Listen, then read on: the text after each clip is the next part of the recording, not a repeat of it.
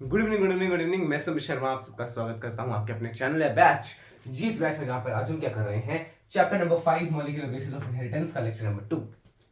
इस लेक्चर में हम क्या देखेंगे, पिछले लेक्चर का कंटिन्यूशन देखेंगे। ठीक है ना, देखो कितना बढ़िया आपको मैंने बता दिया क्या देखेंगे इस लेक्चर में। चलिए स्टार्ट करते हैं लेक्चर को बिना किसी बकवास के।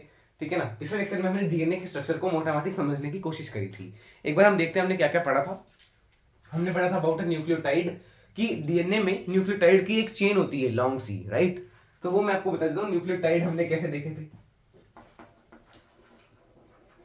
न्यूक्लियोटाइड्स का स्ट्रक्चर आपको मैं एक बार बता देता हूँ कैसा था, देखना। न्यूक्लियोटाइड में क्या था, एक तो सबसे पहले था एक राइबोस शुगर, डीऑक्सीराइबोस शुगर अगर मैं बात कर रहा हूँ डीएनए की, और राइबोस शुगर अगर मैं बात कर रहा हूँ आरएनए की।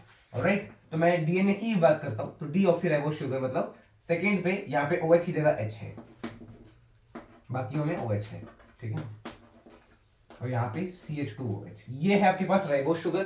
ठीक है, और इसको हमने क्या कह दिया, राइबोस शुगर कह दिया। अब इसका जो फर्स्ट कार्बन है इसकी एक बॉन्ड पे H हाइड्रोजन है, हाइड्रोजन हट के क्या आएगा, ये बॉन्डिंग कर लेगा यहाँ पे नाइट्रोजनस बेसिस के साथ। अब ये नाइट्रोजनस बेसिस पे आपने दो तरह के पढ़े थे, purines and pyrimidines. If I talk about DNA की बात कर रहा हूं तो मैं प्यूरीन्स में आपके पास है AG एंड पाइरिमिडीन्स में आपके पास है TC। और इनकी बॉन्डिंग कैसे होगी, एक ही बॉन्डिंग होगी। अच्छा चलो बॉन्डिंग बाद में आएंगे, ठीक है ना। तो ये है प्यूरीन, ये है पाइरिमिडीन। ठीक है, अब ये जो बेसिस के बीच में ये बॉन्डिंग होती है ये है ये कौन सी बॉन्डिंग है, एन ग्लाइकोसिडिक बॉन्डिंग या linkage.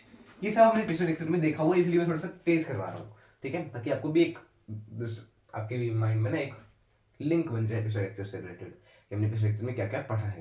Purines pyrimidines, alright. Purines pyrimidines होते हैं नाइट्रोजनस बेसिस पे। अगर हम बात करें प्यूरिन्स की तो प्यूरिन्स में 2 रिंग्स होती हैं एंड पाइरिमिडीन में 1 ही रिंग होती है। और पाइरिमिडीन के केस में जो ये बॉन्डिंग है, इसमें यहाँ पे जो बॉन्डिंग है वो नाइट्रोजन कौन सा लेगा, कौन सा नाइट्रोजन। प्यूरिन्स में भी कई सारे से और पाइरिमिडीन में भी कई नाइट्रोजन होते हैं, तो कौन सी पोजीशन वाला नाइट्रोजन लेगा, पाइरिमिडीन में फर्स्ट पोजीशन वाला नाइट्रोजन लेगा बॉन्डिंग में पार्टिसिपेशन, एंड यहाँ पे 9th पोजीशन वाला नाइट्रोजन जो है वो बॉन्डिंग में पार्टिसिपेशन लेगा। ठीक है ना, तो 9th नाइट्रोजन और ये फर्स्ट, तो 1-9 भी कह सकते हो और 1-1 भी कह सकते हो इन केस ऑफ पाइरिमिडीन्स। ठीक है, तो ये प्यूरिन्स पाइरिमिडीन्स देख लिया आपने, और इसको हमने क्या कह दिया, न्यूक्लियोसाइड कह दिया। इसमें मैंने अगर मान लो फॉस्फेट लगा दिया तो मुझे क्या मिलेगा, न्यूक्लियोटाइड मिलेगा। देखना, न्यूक्लियोटाइड मिलेगा। कैसे मिलेगा, फॉस्फेट कहां पे लगेगा, हमेशा 5th पे, और अगर हम बात करें नाइट्रोजन बेस की तो वो हमेशा at first position at 1 prime carbon. Let me see, is it visible properly, yes it's properly visible everything. Alright, मुझे लगा थोड़ा सा लाइट होगा but no it's visible proper. ठीक है, तो अभी हमने क्या लगाना, फॉस्फेट लगाना है कहां पे, 5th कार्बन पे। तो 5th कार्बन पे फॉस्फेट लगेगा, कैसे लगेगा देखना, CH2 तो था ही, CH2, ये आ गया इसका O, CH2O, P double bond O। देखो क्या ये सही है, ये आपके पास फॉस्फेट ग्रुप लग गया। ये क्या स्ट्रक्चर हो गया, न्यूक्लियोटाइड का स्ट्रक्चर हो गया। ठीक है ना, न्यूक्लियोसाइड में क्या था, न्यूक्लियोसाइड में सिर्फ नाइट्रोजन बॉन्ड लगा, नाइट्रोजन बेसिस लगे किसके साथ, राइबोस शुगर के साथ या डीऑक्सीराइबोस शुगर के साथ। डीऑक्सीराइबोस लिए ना, तो हमने डीएनए की बात कर रहे हैं मतलब। ठीक है, उसमें हमने फॉस्फेट लगा दिया तो क्या बन गया, न्यूक्लियोटाइड बन गया। ऑलराइट, तो ये आपके पास न्यूक्लियोटाइड। अब न्यूक्लियोटाइड के बीच में भी लिंकेज होती है एक्चुअली। ये पहले तो ये देखो, ये लिंकेज कौन सी है, phosphoester linkage, phosphoester linkage. It is not phosphodiester, it is phosphoester. Phosphoester linkage and glycosidic bonding. अब आएगी फॉस्फोडाइस्टर लिंकेज, वो कब आएगी, जब 2 न्यूक्लियोटाइड आपस में जुड़ेंगे। अगर मैं बात कर रहा हूं डीएनए की, है ना। अब देखा एक चीज और, यहाँ पे T की जगह U हो सकता है अगर मैं बात कर रहा हूँ आरएनए की। ठीक है, तो आपने जो पिछले लेक्चर में देखा ही होगा, बट ये तो सिर्फ रिवीजन है, इससे थोड़ा सा हम फास्ट पेस को कवर कर रहे हैं, देखना क्या है फिर आगे। ठीक है, अब इसमें हमें 2 न्यूक्लियोटाइड को जोड़ना है, तो कैसे जोड़ेंगे, अगले उस पर जोड़ते हैं। एक बार इसकी फोटो ले मस्त सी।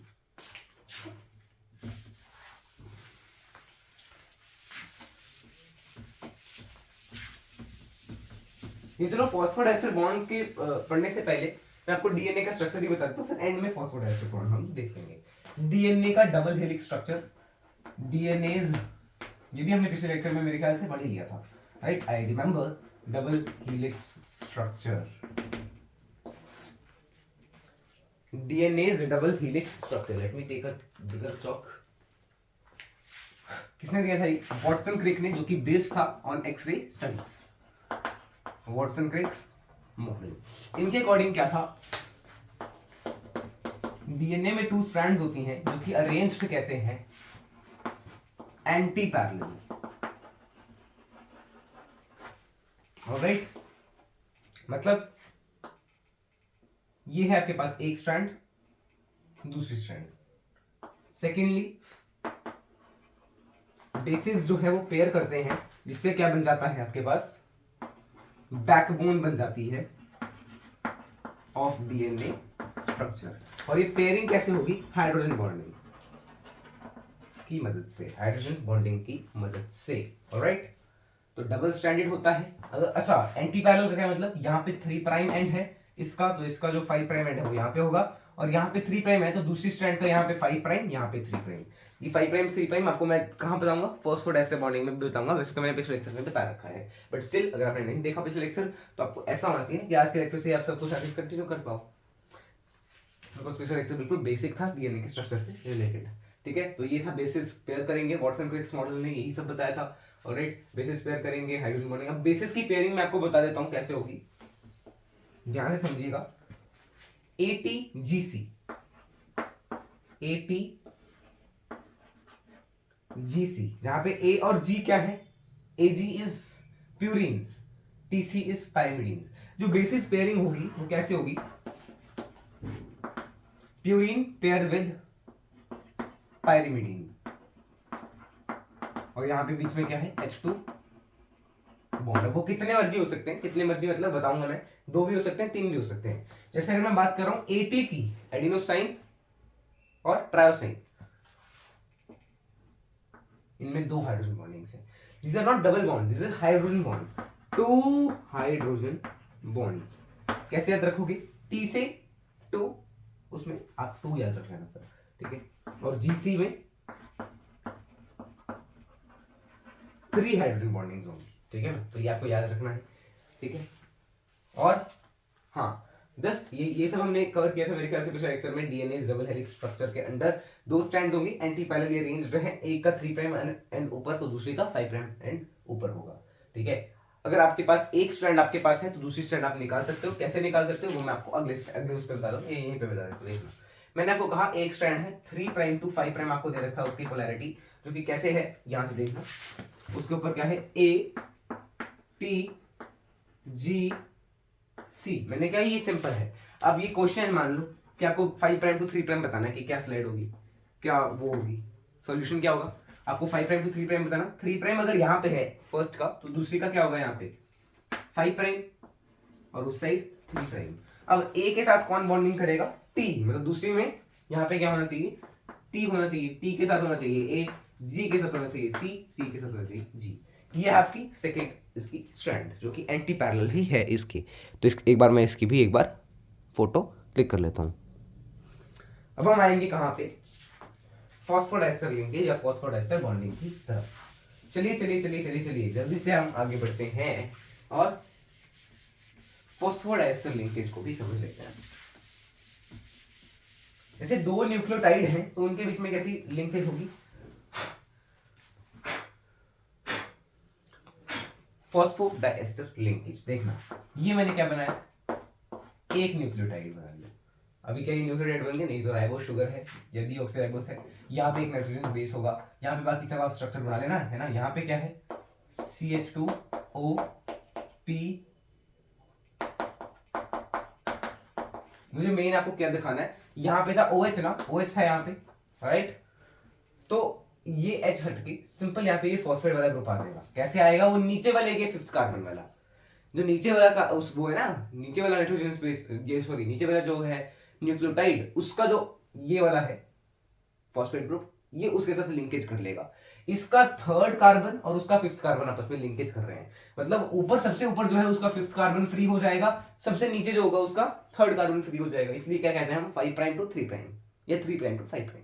इसका 5 एंड फ्री है तो इसको हम कहेंगे 5 प्राइम, और नीचे वाले का 3 फ्री होगा तो उसको कहेंगे 3 प्राइम। देखना इसका कैसे बॉन्डिंग होगी, ये आ गया P double bond O O O CH2, ये अगली शुगर का CH2 है O, सिंपल है। अब यहां पे आपका OH फ्री है तो ये थर्ड कार्बन पे फ्री पोजीशन आपको देखने को मिल रही है, that means this and will be called 3 prime. अब मान लो यहां पे भी मैंने कहा 3 फ्री नहीं है, ये आगे किसी के साथ बॉन्ड बना रहा है, ठीक है ना, तो आगे भी कोई ऐसा फॉस्फेट ग्रुप होगा ना नेक्स्ट वाले का, तो उसके फॉस्फेट के साथ मैंने मान लिया कि ये बॉन्ड बना रहा है, तो देखो कैसे होगा ये,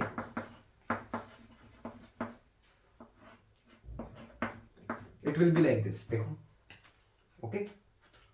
तो देखो 3 ये क्या है, न्यूक्लियोटाइड है, इन पे जब पॉस न्यूक्लियोसाइड वो होंगे नाइट्रोजन बेसिस होंगे, देखिए ये न्यूक्लियोटाइड्स हैं, और ये क्या दिखाया मैंने, दो न्यूक्लियोटाइड्स के बीच में ये है फॉस्फोडाइएस्टर बॉन्ड, ये है फॉस्फोएस्टर बॉन्ड, ये है phosphodiester bond.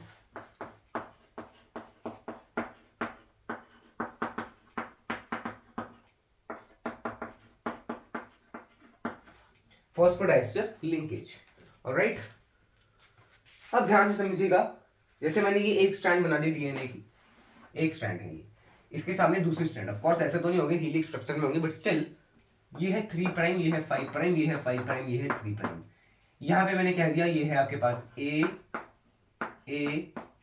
G T C, ये है आपके पास, और ऑफ कोर्स इस साइड क्या होगा फिर,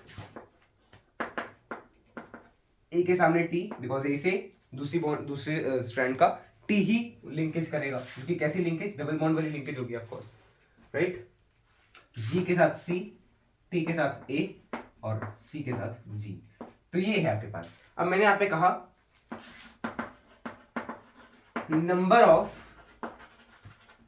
फॉस्फोडाइस्टर बॉन्ड्स आपको बतानी है, नंबर ऑफ फॉस्फोडाइस्टर बॉन्ड्स आपको बतानी है, फर्स्ट पार्ट ये है क्वेश्चन का। Second, number of H2 bonds आपको बतानी है, ठीक है, हाइड्रोजनस बॉन्ड कितनी है। थर्ड, नंबर ऑफ, और कौन सी थी, N ग्लाइकोसिटिक बॉन्ड आपको बतानी है, और नंबर ऑफ फॉस्फोएस्टर बॉन्ड आपको बतानी है। अब देखना इसका तो थर्ड कार्बन फ्री है ना, तो मतलब थर्ड कार्बन फ्री है, इसका फिफ्थ कार्बन फ्री है, तो सिर्फ फिफ्थ कार्बन वाले के पास फॉस्फोएस्टर है, बाकियों के पास तो फॉस्फोडाइस्टर बना रहे हैं। देखो जिसका फिफ्थ कार्बन फ्री है ये, उसके पास क्या है, फॉस्फोएस्टर, और ऊपर वाले का तो फॉस्फेट वाला ग्रुप लगा हुआ है, मतलब इसके पास फॉस्फोडाइस्टर बॉन्ड बनाएगा ये। अब ध्यान से समझिएगा, सुनिएगा, देखिएगा, समझिएगा, ठीक है ना। देखना ये, चलो ये एक मिनट, सिर्फ नीचे वाले 3 ही क्वेश्चन रखो, ये रहने दो, समझने के लिए तो वही काफी है, ठीक है। नंबर ऑफ फॉस्फोडाइस्टर बॉन्ड्स, कितने फॉस्फोडाइस्टर बॉन्ड्स हैं, दो न्यूक्लियोटाइड्स के बीच में। अब ये दो न्यूक्लियोटाइड्स ही है ना, उनके बेसिस लिखे मैंने बस, दो न्यूक्लियोटाइड्स हैं, कौन से, एडिनोसाइन, न्यूक्लियोसाइड हो गया ना ये, तो एडिनोसाइन न्यूक्लियोसाइड है, इसके अंदर मैंने फॉस्फेट लगा दिया तो मोनोफॉस्फेट एडिनोसाइन, ये क्या, मोनोफॉस्फेट एडिनोसाइन, मोनोफॉस्फेट गुआनोसाइन सॉरी, ठीक है। अब देखना इनको ध्यान से समझिएगा, नंबर ऑफ फॉस्फोडाइस्टर बॉन्ड्स, इन दोनों के बीच में एक फॉस्फोडाइस्टर बॉन्ड, ये हो गई, ये दूसरी, तीसरी, चौथी, ये पांचवी, छठवीं, सातवीं, आठवीं, 8 है, 8। अच्छा, नंबर ऑफ नाइट्रोजनस बेसिस भी लिखना जरा,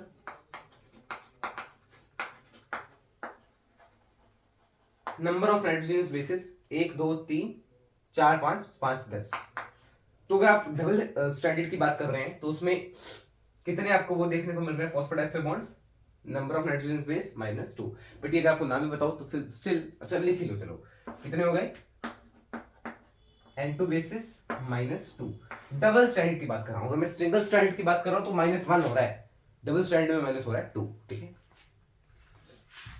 हाइड्रोजन बॉन्ड्स, देखो A और T के बीच में होती है डबल बॉन्ड, तो ये double double double hydrogen bond mean two से, ये ट्रिपल, ये डबल, ये ट्रिपल, तो कितनी होगी, 3 4 5 6 7 8 9 10 11 12 12।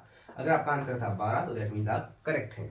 Glycosidic, N glycosidic bond. अब एन ग्लाइकोसिडिक बॉन्ड किस किस को जोड़ती थी? अरे वो तो नाइट्रोजन बेस को जोड़ती थी।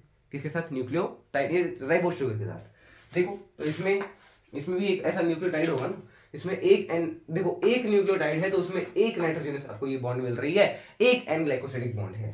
तो यहाँ पे एक इसके अंदर, एक इसके अंदर, एक इसके अंदर, ऐसे एक, तो जितने नाइट्रोजन बॉन्ड बेसिस है उतनी हुई ये 10, 10 12 8। ओके 10 12 8 नोट कर लो इसको, इस क्वेश्चन को नोट कर लीजिएगा। फिर हम आएंगे शेरकॉफ्स रूल की तरफ। उससे पहले मुझे देखने दीजिए अगर कुछ छूटा तो नहीं है। मेरे ख्याल से मोस्टली चीज़ें तो हमने बताई दी आपको। Yes I think so, we have told you many things, many most of the things जो हमें बतानी चाहिए थी। चलिए अब हम आते हैं टुवर्ड्स एनसीईआरटी। एक बार चेक कर लो।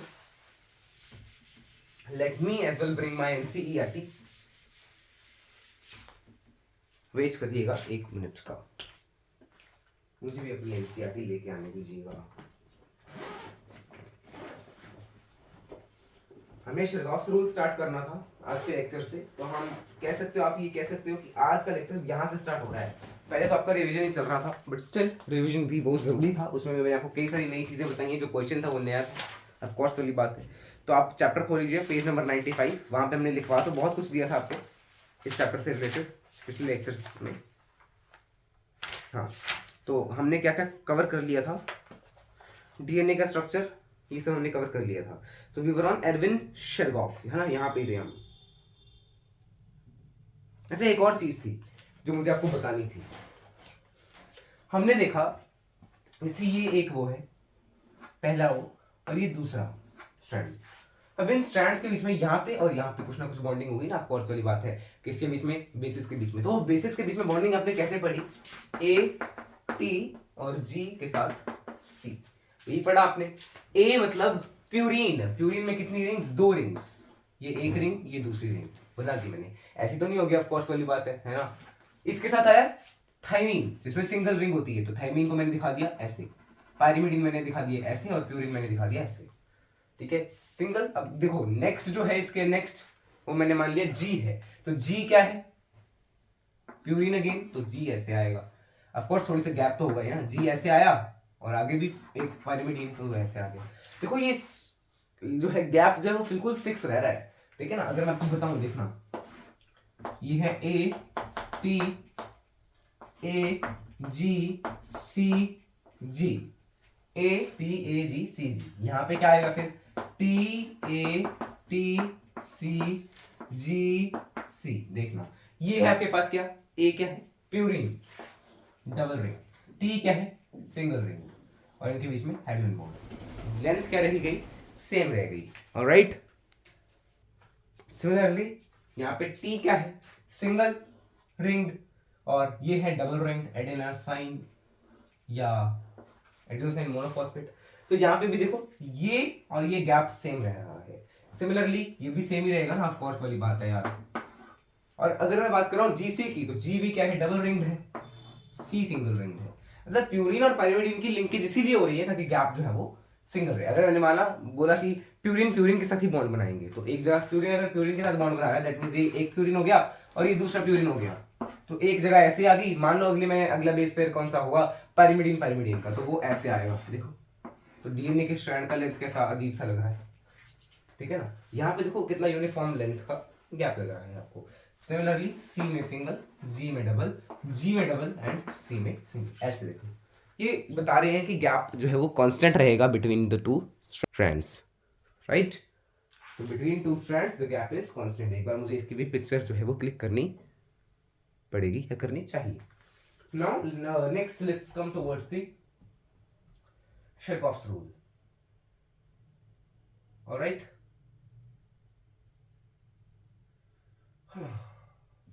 थोड़ा सा 1 minute, let's have a little small break.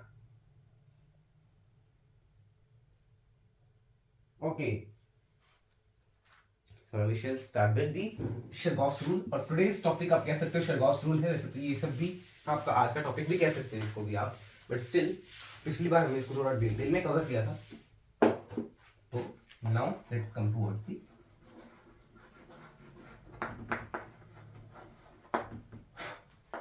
शेरगॉस rule. Chargaff's rule क्या कह रहा है देखना, ये वैलिड है सिर्फ डबल स्ट्रैंडेड डीएनए के लिए, डबल स्ट्रैंडेड डीएनए के लिए ही सिर्फ वैलिड है ये। और ये क्या कह रहा है, number of purines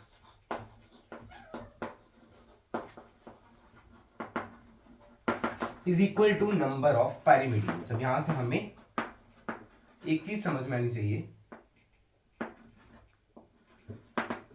number of purine equals number of pyrimidine कैसे हुआ देखना। ये एक स्ट्रैंड, ये दूसरी स्ट्रैंड, ये A T C ji C T मान लिया मैंने, ये है ना, डबल स्ट्रैंडेड माना है आपने डीएनए को, तो उस साइड क्या टी ए जी सी जी ए ये है। अब ये क्या है, प्यूरिन, प्यूरिन कितने, चलो आप पहले प्यूरिन काउंट करो, 1 2 3 4 5 6 प्यूरिन। पायरिमिडीन कितने, 1 2 3 4 5 6 ही पायरिमिडीन, मतलब एक प्यूरिन के सामने एक पायरिमिडीन होगा ही होगा, ठीक है ना। तो नंबर ऑफ प्यूरिन कितने हो जाएंगे, बराबर हो जाएंगे ना पायरिमिडीन के, ऑलराइट। तो इसको आप क्या कह सकते हो, प्यूरिन कौन कौन से होते हैं, ए सी सॉरी ए प्लस जी होते हैं ना प्यूरिन्स, ए प्लस जी का नंबर किसके बराबर होगा, ए जी, तो ए टी जी सी होता है ना, तो टी प्लस सी के बराबर होगा ये नंबर, मतलब adenosine monophosphate plus guanosine monophosphate, thymidine monophosphate और सेट्रिडीन मोनोफॉस्फेट के बराबर उसका इसका नंबर होगा। That means what can we say, A plus G upon T plus C, इसकी वैल्यू 1 आएगी। प्यूरिन्स अपॉन पायरिमिडीन्स का रेशो 1 आएगा total in a double stranded DNA. If we talk about more further, अगर मैंने कहा कि किसी में एटी वाली कितनी है, ये एक बॉन्डिंग, ये दूसरी बॉन्डिंग एटी, ये तीसरी बॉन्डिंग एटी, यहां से तो इत्तेफाक से 3 ही है दोनों में, बट मान लो आपका आगे ये डीएनए स्ट्रैंड कैसा है, सी जी है ना, ऐसे मान लिया हमने, तो इसमें 3 आपको क्या दिख रही है, एटी बॉन्डिंग्स, ठीक है ना। तो A plus T upon ji plus C, A plus T upon ji plus सी, ये होगा specific ratio, specific for a particular organism.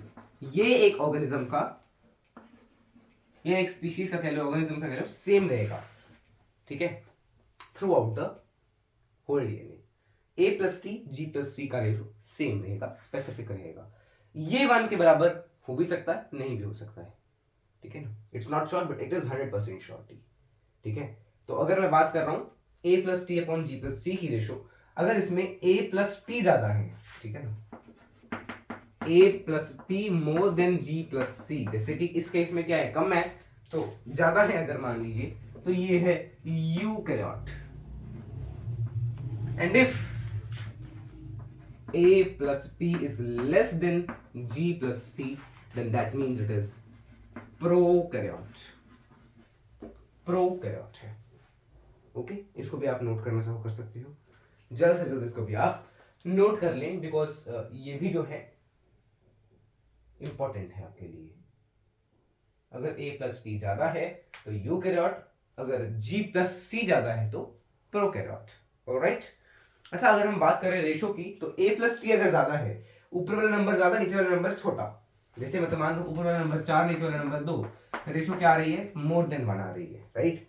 तो इस केस में, यूकैरियोट्स के केस में, इट विल बी, इसको मैंने मान लिया लेट्स से के, तो के विल बी ग्रेटर देन 1, और इस केस में k will be smaller than 1। कैसे, इसमें क्या है, जो g प्लस सी है वो ज्यादा है, दैट मीन्स नीचे ज्यादा बड़ा नंबर, ऊपर छोटा नंबर, तो ये तो आ गया हाफ, यानी कि 0.5, यानी कि लेस देन 1, ऑलराइट। तो ये आपको समझाया जा रहा है यहाँ पे, तो इसको आप नोट कर लीजिए, यस, जल्दी से जल्दी इसको आप नोट कर लेना। I hope so you have noted it down. I am waiting for you to note down. Now let's come towards some little question related to this Shergoss rule. Shergoss rule से related कुछ questions आपके question paper में आपको हर साल मतलब mostly एक ना एक क्वेश्चन तो दिख ही जाता है इससे, ठीक है ना। There are high chances for this to come in NEET 2024 या 25 as well, ठीक है। देखना क्वेश्चन क्या कह रहे हैं, if cytosine are 20%, 5% of others in double-stranded DNA.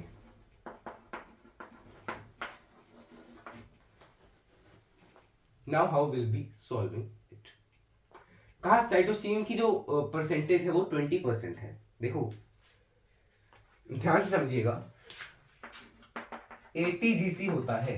अगर साइटोसिन 20 है तो ग्वानिन भी तो 20 ही होंगे ना, बिकॉज हर साइटोसिन किसके साथ बॉन्ड करेगा? ग्वानिन के साथ बॉन्ड करेगा। तो जितने साइटोसिन होंगे उतने ग्वानिन भी होंगे, राइट? तो C% will be equal to 20%।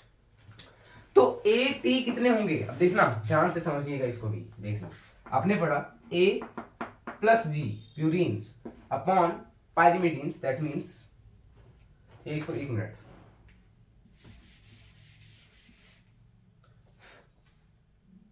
और बेटरली इसको अगर आप समझना चाहें तो ये दोनों 20-20 है ना। हाँ देखो, C और G 20, A और T भी कितने होने चाहिए? फिर देखना A plus T plus C plus G ये होने चाहिए 100% के बराबर, right? But C plus G है आपके पास कितना?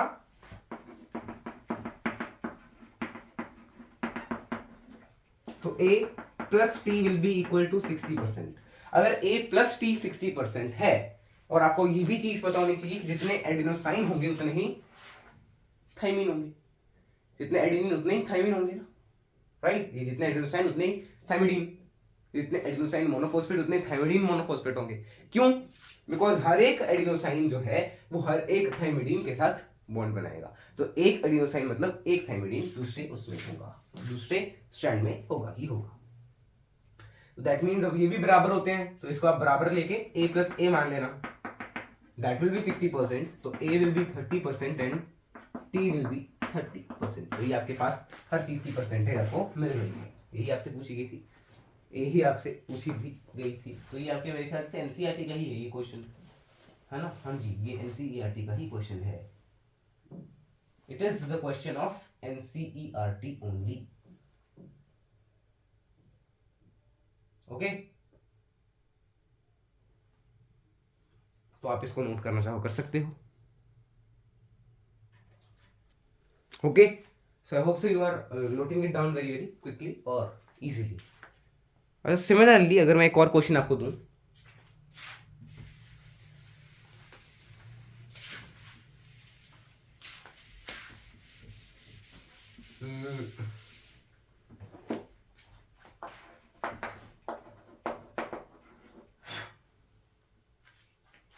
number of cytosine in a DNA is 480. There are total 2000 bases. Find number of purines.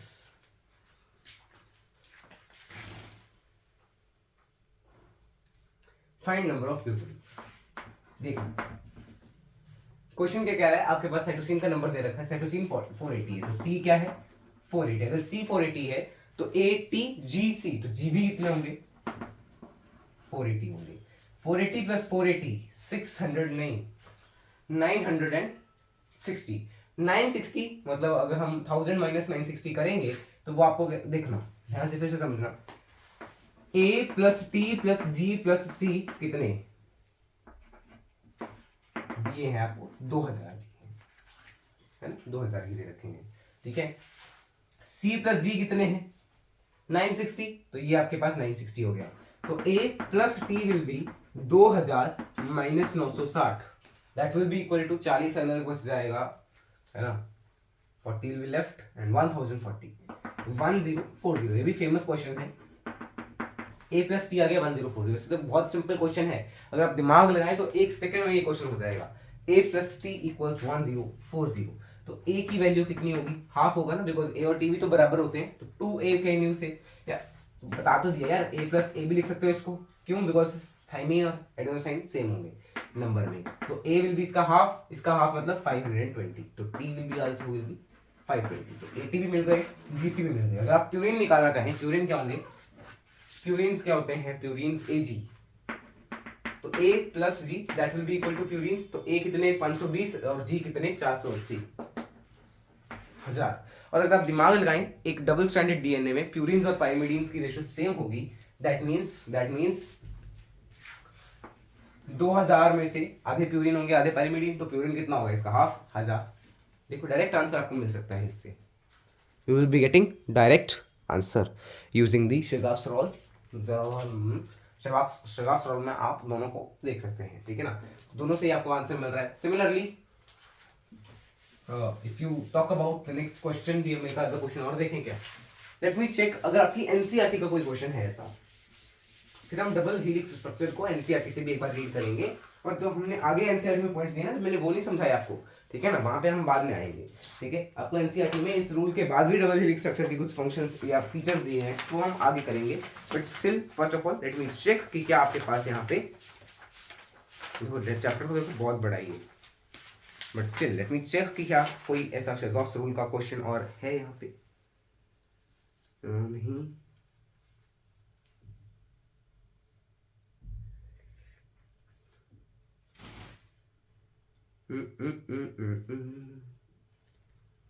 ये देखो थर्ड क्वेश्चन देखना है एक्सरसाइज का, ये हम कर लेते हैं, ठीक है। क्या कह रहे हैं, ये हम बिकॉज इसका हमने टॉपिक जो पढ़ लिया है। कह रहे हैं 5 प्राइम में ए टी जी सी ऐसे है, ए टी जी सी, पता नहीं कितनी बार ए टी जी सी लिखा हुआ है, 1 2 3 4 5 6 7 बार लिखा हुआ है, 1 2 3 4 5 6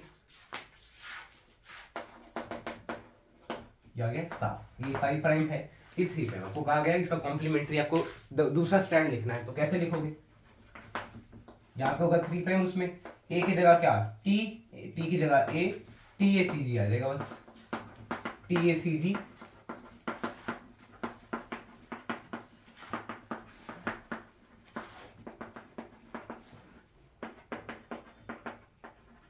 कितनी बार हो गया, ये आपका आंसर है 3 प्राइम, और यहाँ पे क्या है 5 प्राइम। ये एंड्स आपको लिखने बड़े जरूरी हैं, ठीक है ना। फिर आगे तो एमआरएनए वो आपने भी पढ़ना है। Which property of DNA double helix led Watson and Crick to hypothesis semi conservative आपने पढ़ना है अभी, depending on the chemical nature, नहीं ये भी आपको पढ़ना है अभी, फर्स्ट चीज भी पढ़ना है, बस ये तक आप कर सकते हो अभी तो देखो, ठीक है ना। बाकी तो आगे एवोल्यूशन चैप्टर है, तो यही वाले क्वेश्चंस आप कर सकते थे, तो ये हमने कर भी लिया एनसीईआरटी से, ठीक है ना, but still let's move ahead now. Alright, अब आपके पास दिया हुआ आपको एनसीईआरटी में salient features of double helix structure, तो वहीं से हम एनसीईआरटी को रीड करते हैं। निकालना जरा पेज नंबर 100 नहीं, पेज नंबर है 97 देखा, 97 रन, 97 पेज देखिए, खोलिए अच्छा हम जो है एरविन शेरवॉक वाला स्टार्ट करते हैं। हाउएवर ऊपर से पढ़ना, 1953 James Watson and Francis Crick, हमने देख लिया। X ray data by Maurice Wilkins and रोल, ये हमने पिछले लेक्चर में देखा था ना, कि जो है मॉरिस विल्किंस और रोजलिंड फ्रैंकलिन, इनका जेंडर भी बताया था मैंने आपको, राइट। फ्रैंकलिन क्या है, मेल, और मॉरिस क्या है, फीमेल, ठीक है ना। Double helix structure, one of the hallmarks of this preposition was base pairing between the two strands. Next, this proposition was also based on the observation of Erwin Shergoff that for a double stranded DNA the ratios between A plus T and G plus C are constant.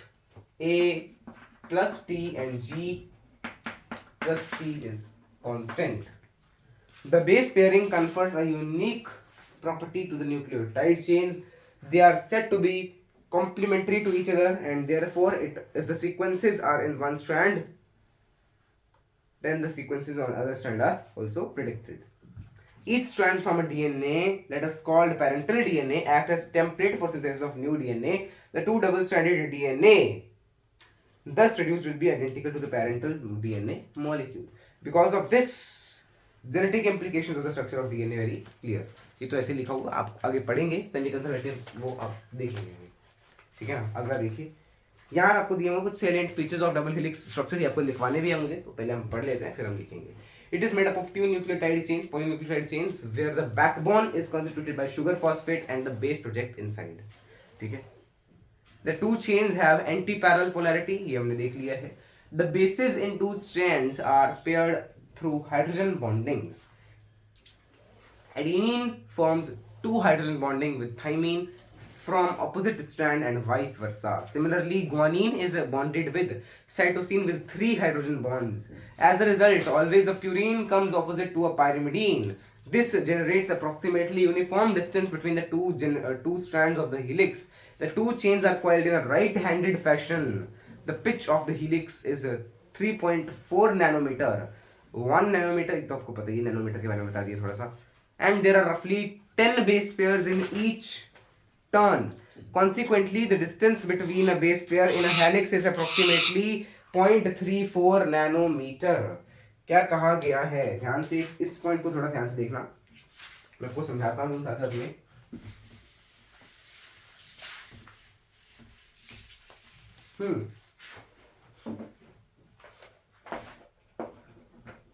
सबसे पहले तो मैंने बताया chains जो है right handed manner में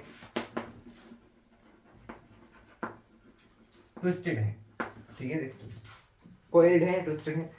pitch of the helix, helix का जो पिच है वो क्या है, 3.4 nanometre. That means 3.4 into 10 to the power minus 9 metre. ये उसको बस मीटर में कन्वर्ट करके बता दिया. 1 nanometre equal 10 to the power minus 9 metres. आगे देखना, देयर आर रफली 10 base pairs in each turn. हर एक टर्न में 10 बेस पेयर्स होंगे. देखना, ये जैसे एक टर्न है,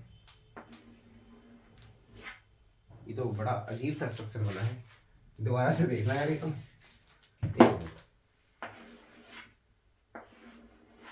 इस तरह से है. तो ये आपका एक हेलिक्स है जिसका एक पिच जो है वो 3.4 नैनोमीटर है. एक टर्न में 1 turn is having 10 base pairs. एक टर्न में 10 बेस पेयर्स हैं.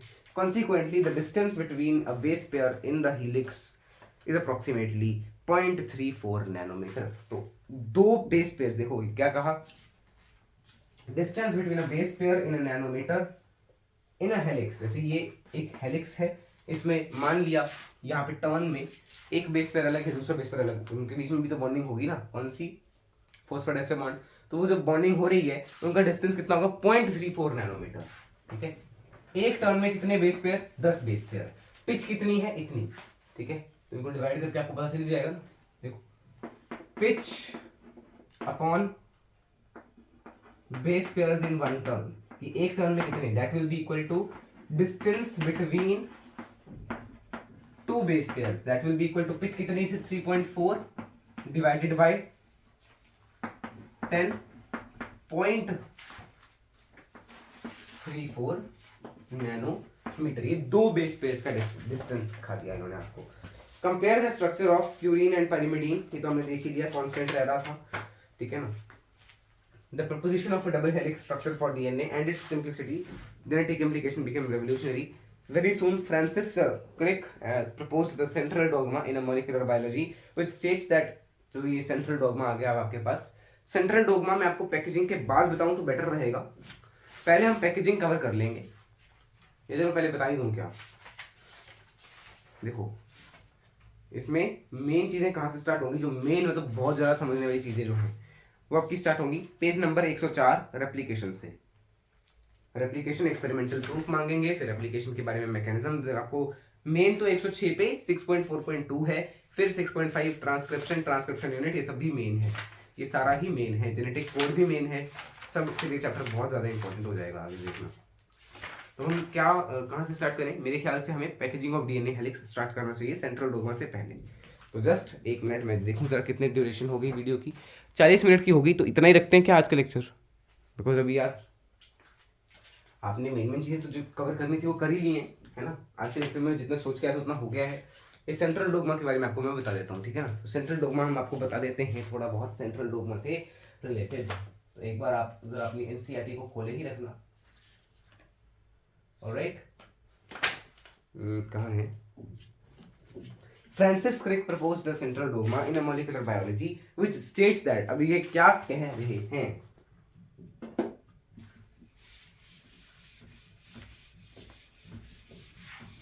हेडिंग डालो सेंट्रल डोगमा, यहीं तक रखेंगे आज के लेक्चर को। सेंट्रल डोगमा समझाऊंगा बस, फिर बंद आज का लेक्चर।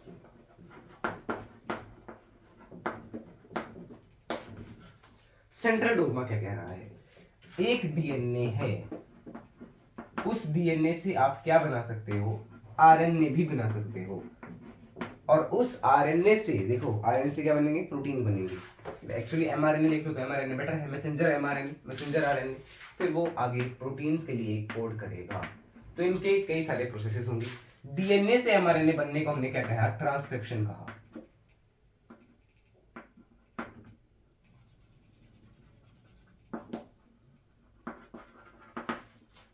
ओके,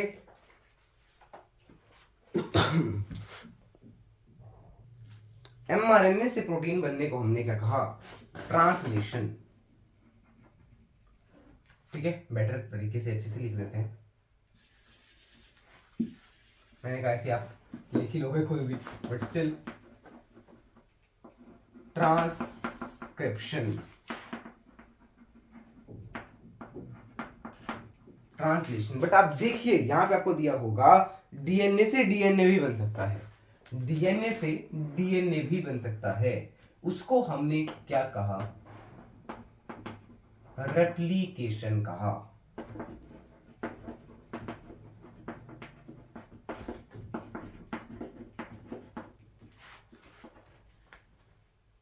डीएनए टेम्पलेट मतलब पेरेंटल डीएनए कह लो, उससे बना न्यू डीएनए, ठीक है ना। इसको हमने कहा रेप्लिकेशन। ट्रांसक्रिप्शन में क्या है? डीएनए टेम्पलेट है। इस ट्रांसक्रिप्शन में एक ही जो है वो यूज होगा, आपको जब करेंगे तब बताएंगे। डीएनए से बनेगा आरएनए एंड आरएनए से प्रोटीन मतलब ट्रांसलेशन, ठीक है ना। कैसे याद रखोगे? यहाँ पे एक प्रोटीन आएंगे, प्रोटीन के लिए कोड्स आएंगे, वो कोड्स ट्रांसक्राइब करेंगे, ट्रांसलेट करेंगे, सॉरी। ऑलराइट, तो अब आपके पास है पैकेजिंग। अब आपको उन्होंने वो भी दिया हुआ है आरएनए से डीएनए बनना, ठीक है, वो भी हम देखेंगे। उसमें क्या है? ट्रांसक्रिप्शन की जगह उल्टा हो जाएगा बस, ठीक है ना। बस आज के लेक्चर में हम इतने रखते हैं। बाकी रिवर्स सेंट्रल डोगमा भी हम आपको बताएंगे अगले लेक्चर में। मैं आपको बता दूंगा रिवर्स सेंट्रल डोगमा के बारे में, ठीक है ना। कल के लेक्चर में हम देखेंगे पैकेजिंग ऑफ डीएनए को बढ़िया तरीके से खत्म करेंगे। पैकेजिंग ऑफ डीएनए कल हम अगले लेक्चर में देखेंगे। ओके, तो टिल देन हम आज का लेक्चर हम यहीं तक ही रखेंगे। Today's lecture will be till here only. Okay, तो होमवर्क में आपको क्या करना है? आज भी मेरे ख्याल से वैसे तो कोई होमवर्क होना तो चाहिए नहीं, बट स्टिल आज आपको शायद गॉस रूल पढ़ा दिया। तो होमवर्क में यो आपके हुए बात पटाखे में आपके कान में चिप जाऊंगा, ठीक है। मैं कुछ भी बोलता रहता हूँ ना। होमवर्क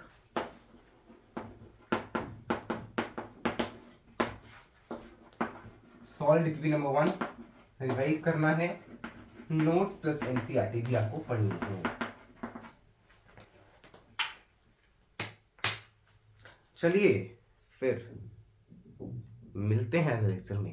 तब तक के लिए जय श्री कृष्ण, राम राम, सीताराम, राधेश्याम, श्रीमन नारायण, राम राम।